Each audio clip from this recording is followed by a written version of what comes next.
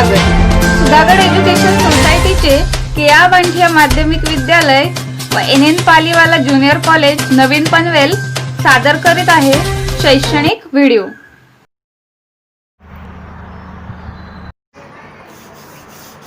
Today we will learn about chapter number 5, acids, bases and salts. In this chapter we will see Arrhenius theory of acids, bases, concentration of an acid or base, pH of a solution, pH of an acid or a base, and salts.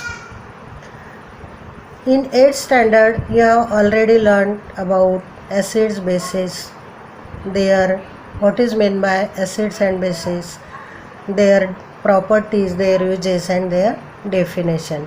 But in this year you also learn about salts, acid, bases and salts. Can you recall मध्ये तुम्हाला दिलेलं आहे, how are the following substances are classified into 3 groups with the help of a litmus. Litmus पेपरच्या सहाय्याने आपल्याला lemon, tamarind हे जे पदार्थ दिलेले आहे ते ॲसिड आहे की बेस आहे ते आपल्याला बघायचे आहे. लेमन जे आहे, लेमनमध्ये सायट्रिक ॲसिड असतं, ते ॲसिडिक आहे. टॅमरिनमध्ये टार्टारिक ॲसिड असतं. बेकिंग सोडा हा बेस आहे. बटरमिल्क लॅक्टिक ॲसिड असतं, ते सुद्धा ॲसिड आहे. व्हिनेगरमध्ये ॲसिटिक ॲसिड असतं, ते सुद्धा ॲसिड आहे. ऑरेंजमध्ये सायट्रिक ॲसिड असतं, ते ॲसिडमध्ये येणार. मिल्कसुद्धा ॲसिडिक असतं. लाईम जे आहे, लाईम म्हणजे कॅल्शियम हायड्रॉक्साईड CaOH ट्वाईस, हे बेस आहे. टोमॅटोमध्ये ऑक्झॅलिक ॲसिड असतं, ते सुद्धा ॲसिड आहे. मिल्क ऑफ मॅग्नेशिया हे बेस आहे, MgOH ट्वाईस. वॉटर जर त्याचा pH 7 असेल तर ते न्यूट्रल आहे आणि ॲलम्स ॲसिडिक आहे. We have earlier seen that some foodstuffs are sour to taste while some others are bitter and slippery or soapy to touch. When these substances are studied scientifically, it is found that they contain acidic or basic substances respectively. आपण जर बघितलं तर काही जे अन्नपदार्थ आहे त्यांची चव आंबट असते आणि काहींची कडवट चव असते, किंवा ते टच केल्यानंतर आपल्याला हातातून ते असे स्लिपरी निसटले जातात, लवकर निसटले जातात. उदाहरणार्थ जो साबण आहे, आपण जर बघितलं तर तो लगेच हातात ओला असेल तर निसटतो हातातून. मग असं का होतं? सायंटिफिकली आपण जर बघितलं तर त्याच्यामध्ये काय दिसतं आपल्याला, कंटेन काही फूडस्टफमध्ये ॲसिडिक आणि बेसिक सबस्टन्सेस असतात, त्याच्यामुळे आपल्याला त्यांची टेस्टही असे लागते. मग we have already also learnt on easy and safe method by using indicator like litmus to identify acids, bases. आणि मग आपण प्रत्येक पदार्थाची चव नाही घेऊ शकत, मग आपण कसं ओळखणार की ते ॲसिडिक आहे की बेसिक आहे? म्हणून आपण सोपी जी पद्धत आहे ती म्हणजे लिटमस पेपरच्या साहाय्याने आपण त्याला आयडेंटिफाय करू शकतो. आता आपल्याला how are acids and alkalis identified with the help of a litmus. हे ब्ल्यू जे आहे तो ब्ल्यू लिटमस आहे आणि रेड हा रेड लिटमस पेपर आहे. मी ते लेमन घेतलेला आहे आणि या लेमनवर मी ब्ल्यू लिटमस पेपर ठेवलेला आहे आणि सोपमध्ये सुद्धा मी ब्ल्यू लिटमस ठेवलेला आहे. तर बघूया आपण काय चेंज होतो आहे तो.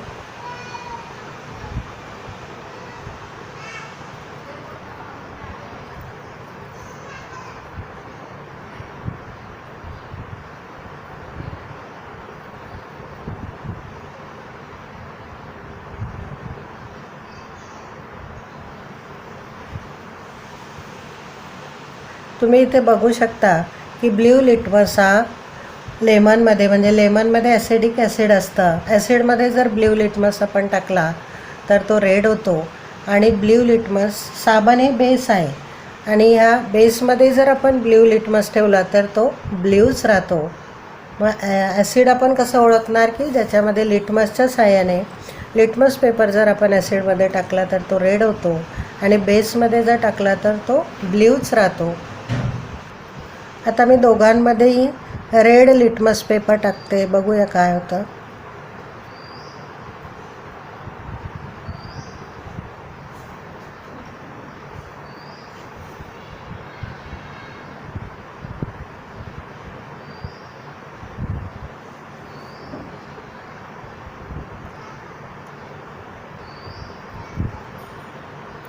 तर ॲसिडमध्ये रेड लिटमस पेपर हा रेड राहतो आणि बेसमध्ये रेड लिटमस जो आहे तो इथे ब्ल्यू होतो.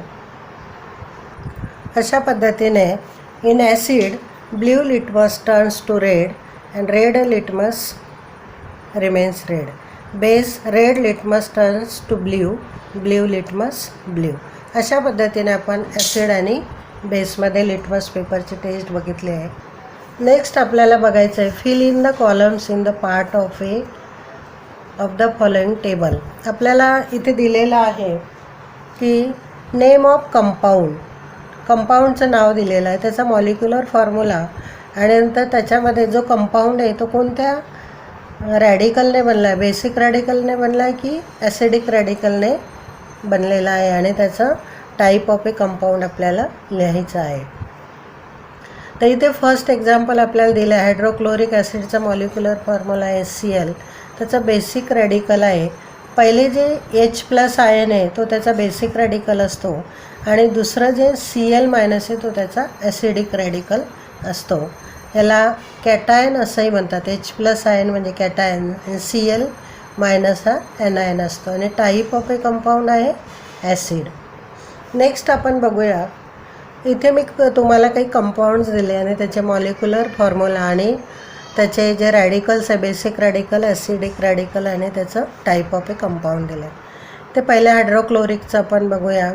ते तुम्हाला मी सांगितलं basic radical H+, acidic radical Cl- आणि type of the compound acid. नंतर आहे HNO3, त्याला नायट्रिक ॲसिड म्हणतात आणि त्याचा बेसिक रॅडिकल आहे H+ आणि NO3- हा त्याचा ॲसिडिक रॅडिकल आहे आणि टाईप ऑफ ए कंपाऊंड काय त्याचा ॲसिड आहे.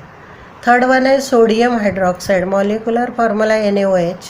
बेसिक रॅडिकल्स आहे म्हणजे पहिला हा जो आहे Na+ आणि दुसरा त्याचा रॅडिकल आहे Na+ हा बेसिक रॅडिकल आहे आणि OH- हा त्याचा ॲसिडिक रॅडिकल आहे. तर दुसरा जो रॅडिकल आहे त्याचा तो OH- आहे म्हणून ते बेस आहे. जिथे जिथे H+ आयन असेल ज्याचा बेसिक रॅडिकल H+ आयन आहे तो ॲसिड असतो आणि ज्याचा OH- आयन ज्याच्यामध्ये आपल्याला ॲसिडिक रॅडिकल दिसतो ते काय असतं बेस. तर NaOH, Na+ आणि OH- हा बेस आहे. पोटॅशियम हायड्रॉक्साईड KOH, K+ त्याचा बेसिक रॅडिकल आहे OH- ॲसिडिक रॅडिकल आहे. टाईप ऑफ कंपाऊंड बेस आहे. Sodium chloride NaCl. आता इथे Na+ आणि Cl-. आता सोडियम क्लोराईडमध्ये जर आपण बघितलं तर ना त्याच्यामध्ये H+ आयन पण नाही आणि OH- आयन पण नाही. मग असा जो कंपाऊंड असतो तो असतो न्यूट्रल किंवा त्याला आपण सॉल्ट असंही म्हणतो. Na+ आणि Cl- याच्यामध्ये H+ आयन पण नाही आणि OH- आयन पण नाही म्हणून हा न्यूट्रल आहे किंवा त्याला आपण सॉल्ट असंही म्हणतो. Ionic compounds recapitulation. The molecule of ionic compound has 2 constituents, namely आत्ताच आपण बघितलं जो टेबल आपण आत्ता बघितला त्याच्यामध्ये बघितलं आपण की जे आयन्स असतात 2 कॉन्स्टिट्युएंट्स नेमली कॅटायन.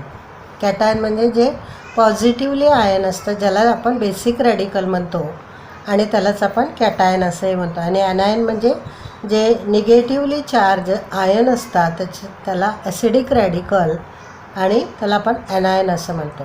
मग ह्या पॉझिटिव्ह आणि निगेटिव्ह जे आयन आहे there is a force of attraction between these ions as they are oppositely charge. त्यांच्यावर अपोजिट चार्ज असल्यामुळे त्यांच्यामध्ये फोर्स ऑफ अट्रॅक्शन असतो आणि त्यालाच आपण काय म्हणतो ionic bond. The force of attraction between one positive charge on a cation and one negative charge on an anion makes one ionic bond. तर आपल्याला आयोनिक बॉन्ड जो आहे तो बघायचा आहे. तर इथे बघायचं आहे आपल्याला formation of compound NaCl electronic configuration. तर इथे तुम्ही बघू शकता की हा जो कंपाऊंड आहे NaCl सोडियम क्लोराईड हा जो कंपाऊंड आहे तो कशा पद्धतीने त्याची जी ऑक्टेट आहे किंवा ते कशा पद्धतीने आयोनिक बॉन्ड फॉर्म करतात ते आपल्याला बघायचं आहे.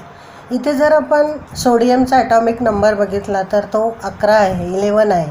मग इथे त्याचं ॲटॉमिक स्ट्रक्चर बघितलं तर मिडल साईडला जो आहे ते न्यूक्लियस आहे. फर्स्ट ऑर्बिटमध्ये 2 न्यूक्लियस आहे, सेकंडमध्ये 8 आहे आणि लास्ट ऑर्बिटमध्ये एकच इलेक्ट्रॉन आहे. मग त्याचे ऑक्टेट कंप्लीट होत नाही, त्याला 7 इलेक्ट्रॉनची गरज आहे.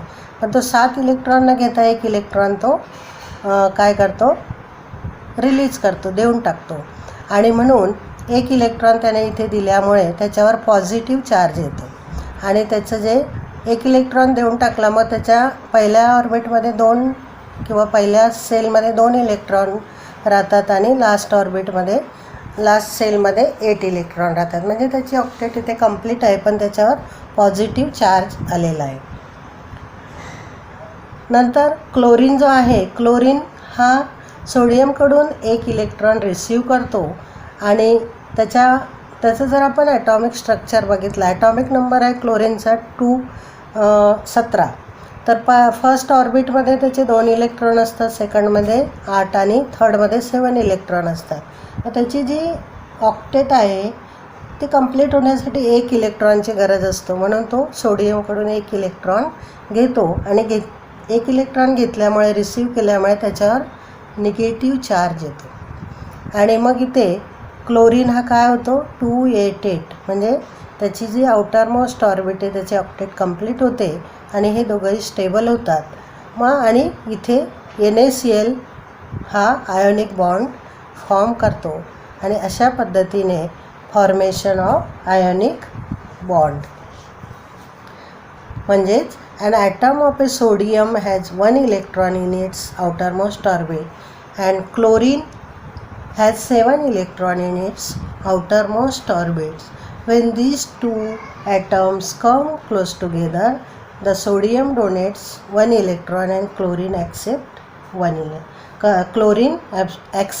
electron. Thus both complete their octet, and due to this sodium and chlorine becomes positive and negative respectively, and this results in the formation of a ionic bond between the two ions due to electrostatic force of attraction. Next one आपल्याला बघायचं आहे dissociation of ionic compounds. Dissociation म्हणजे separate होणे, एक दुसऱ्यांपासून वेगळे होणे. On mixing the substances as shown here, what are the resulting mixtures formed by mixing the following substances called? म्हणजे हे जे सबस्टन्स आहे हे जर मिक्स केले तर त्यांचं जे होणारं मिश्रण आहे त्याला आपण काय म्हणणार आहे, वॉटर अँड सॉल्ट. तुम्हाला माहिती आहे पाण्यामध्ये जर मीठ टाकलं तर ते विरघळतं आणि विरघळल्यामुळे त्याचं काय तयार होतं, होमोजिनियस मिक्सचर. म्हणजे मग ते आपल्याला दिसत नाही. नंतर वॉटर अँड शुगर पण पाण्यामध्ये विरघळते, मग ते सुद्धा होमोजिनियस मिक्सचर आहे. वॉटर अँड सँड, जर आपण पाण्यामध्ये वाळू टाकले तर त्याचं कोणतं मिक्सचर तयार होणार आहे, मिश्रण नाही, त्याला मिश्रण नाही म्हणता येणार. वॉटर अँड सॉडस्ट, भुसा जर आपण पाण्यात टाकला तर तो विरघळतो का, नाही विरघळत.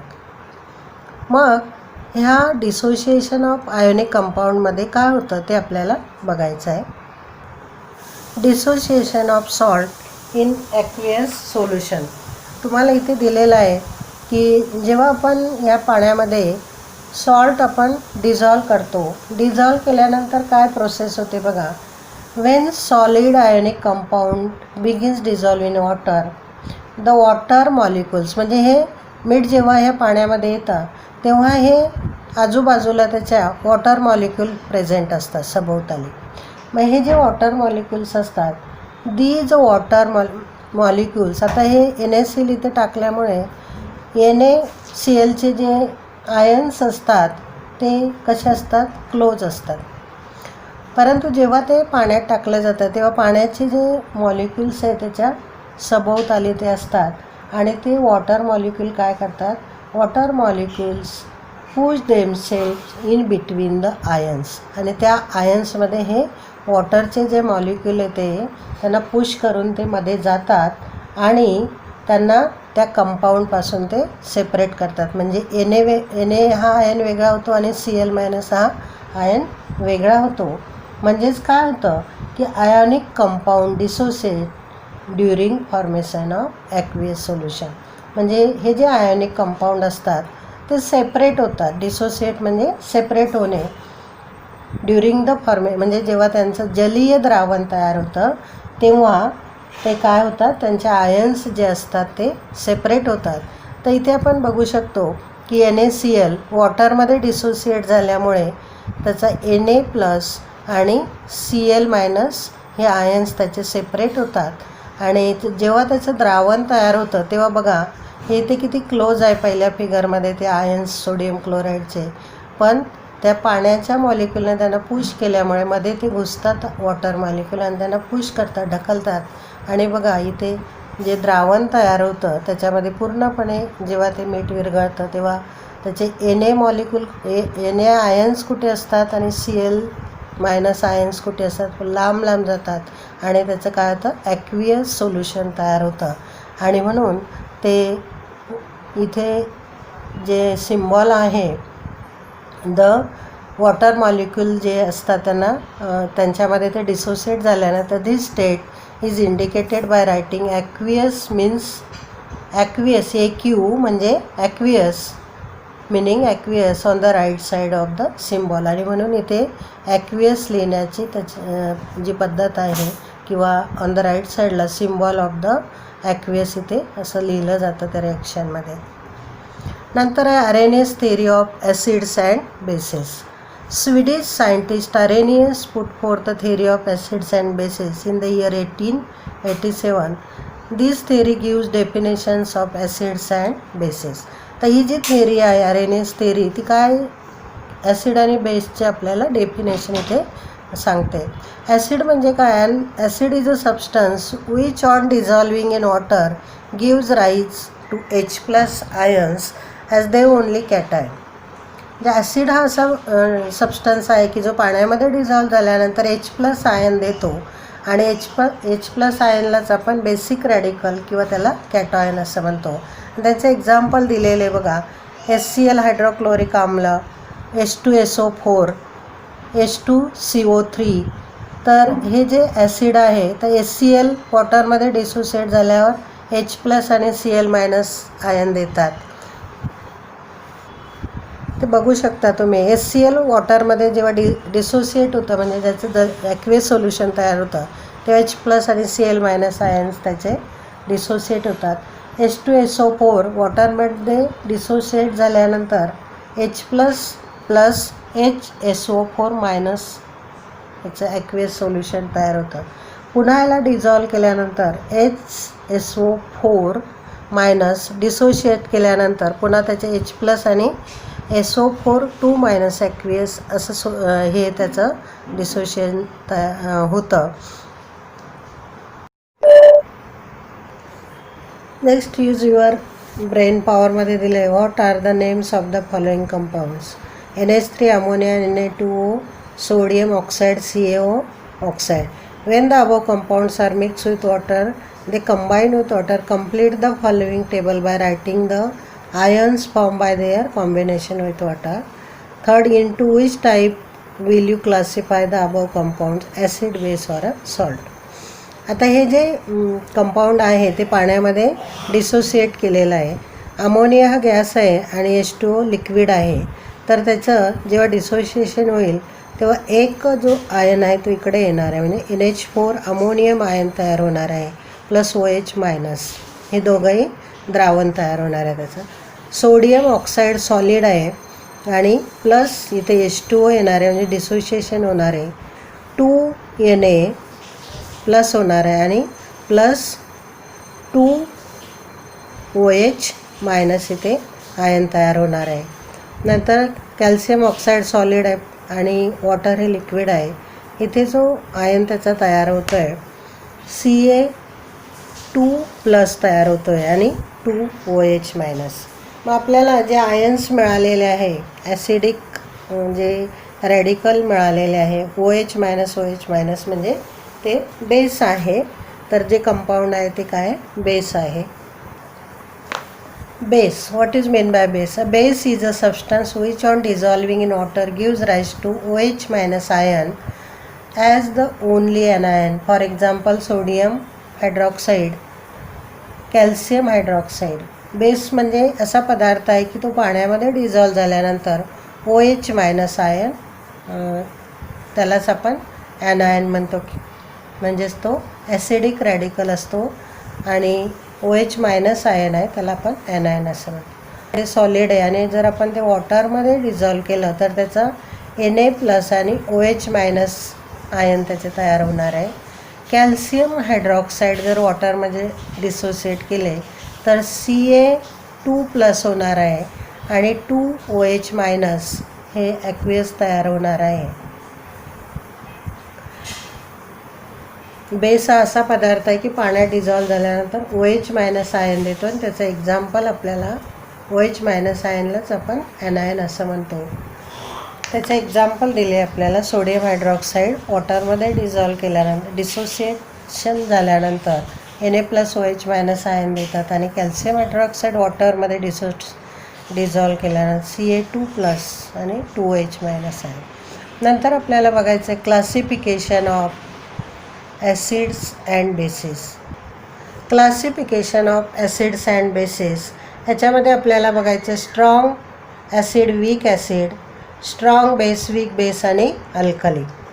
आता स्ट्रॉंग ॲसिड म्हणजे काय? Acids and bases are classified into strong and weak types on the basis of the extent to which dissociate in their aqueous solution. म्हणजे जेव्हा त्याचं जलीय द्रावण तयार होतं तेव्हा त्याचं जे एक्सटेंट आहे म्हणजे H+ आयन तो डिसोसिएट किती प्रमाणात आहे किंवा OH मायनस आयन किती प्रमाणात आहे त्याच्यावर ते स्ट्रॉंग आणि स्ट्रॉंग ॲसिड, वीक ॲसिड हे डिपेंड असतं. बघूया आपण. On dissolving water, strong acid dissociate almost completely and in the resulting aqueous solution contains mainly H+ ions and the concerned acidic radical. For example, आता जेव्हा हे strong acid वॉटरमध्ये dissolve होतात तेव्हा almost ते कम्प्लिटली डिसोसिएट म्हणजे त्यांचे जे ions आहे H+ आयन जे आहे ते कम्प्लिटली डिसोसिएट होतात आणि त्याच्यामध्ये mainly contains H+ ions and the concern acidic radical. H+ आयनला आपण बेसिक रॅडिकल म्हणतो आणि जे दुसरे असेल ते ॲसिडिक जे रॅडिकल असतात ते पण डिसोसिएट होतात पण ते त्यांचं प्रमाण कमी असतं. H+ आयनचं हे एक्सटेंट हे जास्त असतं. For example HCl. तर HCl जर डिझॉल्व झाला तर H+ आणि Cl- आयन्स आपल्याला तिथे मिळणार आहे. हायड्रोजन ब्रोमाइड H+ आणि Br- म्हणजे जास्त प्रमाणामध्ये आपल्याला इथे H+ आयनच स्ट्रॉंग ॲसिडमध्ये जास्त दिसणार आहे. Cl दिसणार आहे पण ते कमी प्रमाण त्याचं असणार आहे. HNO3 इथे सुद्धा आपल्याला H+ आयन आणि NO3- नायट्रेट आयन हे दिसणार आहे. H2SO4 म्हणजे इथे H+ आणि HSO4- असे आपल्याला इथे आयन दिसणार आहे. पण ह्या स्ट्रॉंग ॲसिडमध्ये H+ आयन जे आहे ते जास्त प्रमाणात असणार आहे म्हणजेच आणि जे बेसिक रॅडिकल हे जास्त प्रमाणात असणार आहे, ॲसिडिक रॅडिकल हे कमी प्रमाणात असणार आहे. वीक ॲसिडमध्ये on dissolving water weak acid does not dissociate completely. ते वॉटरमध्ये कम्प्लिटली ते डिसोसिएट होत नाही म्हणजे त्यांचे जे आयन्स आहेत ते कम्प्लिटली सेपरेट होत नाही. And the resulting aqueous solution content H+ ion and the concern acidic radical in small proportion along with large proportion. आता वीक ॲसिडमध्ये काय असतं? वीक ॲसिडमध्ये जर आपण बघितलं तर H+ आयन जे असतं त्याचं प्रपोर्शन कमी असतं म्हणजे बेसिक रॅडिकलचं प्रपोर्शन हे कमी असतं आणि ॲसिडिक रॅडिकलचे जे प्रपोर्शन आहे ते जास्त प्रमाणात असतात. नंतर strong base on dissolving in water strong base dissociated almost completely and resulting aqueous solution contains mainly OH- ion. Strong बेसमध्ये काय होतं की जेव्हा ते वॉटरमध्ये डिझॉल्व केलं जातं तेव्हा ते कम्प्लिटली डिसोसिएटेड होतो म्हणजे त्यांचे जे आयन्स असतात ते सेपरेट होतात आणि त्याच्यामध्ये मेनली OH- आयन काय असते जास्त असतात आणि जे बेसिक रॅडिकल्स हे जास्त असतात आणि बेसिक रॅडिकल हे कमी असतात. एक्झाम्पल आपण बघूया इथे NaOH आपण डिझॉल्व करतो आहे वॉटरमध्ये, तेव्हा त्याचे जे आयन्स होणार आहे ते सेपरेट होणारे Na+ आणि OH- आयन्स.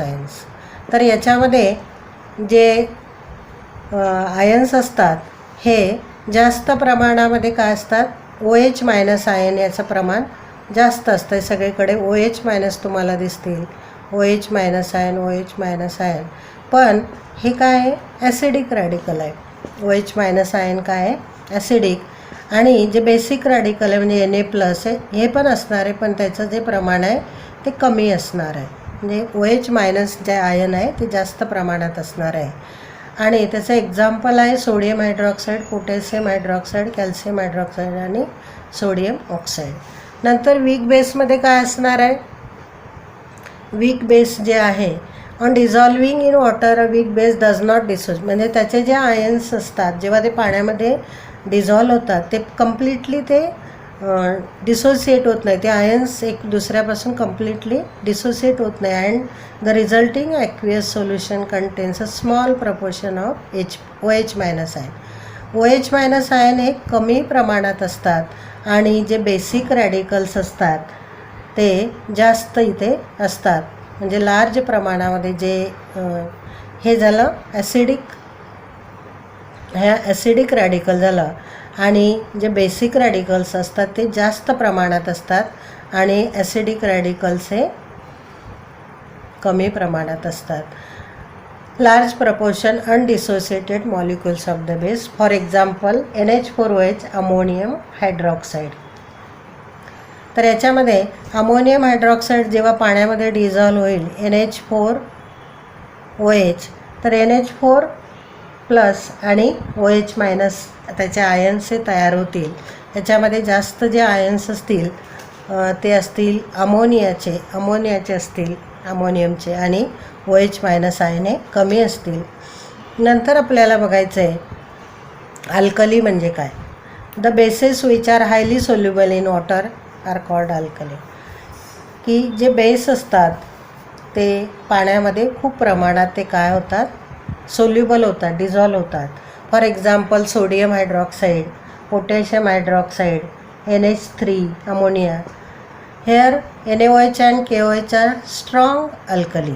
हे जे दोघं आहे, पोटॅशियम हायड्रॉक्साईड, सोडियम हायड्रॉक्साईड, हे स्ट्रॉंग अल्कली आहे आणि अमोनिया जे आहे ते काय आहे, वीक अल्कली आहे. आपले हक्काचे मराठी चॅनल रायगड ओवी न्यूज चॅनल, सदैव आपल्यासोबत. रायगड ओवी न्यूज चॅनल नेहमी पाहत रहा. लाईक करा, सबस्क्राईब करा आणि बेल आयकॉनवर क्लिक करायला विसरू नका.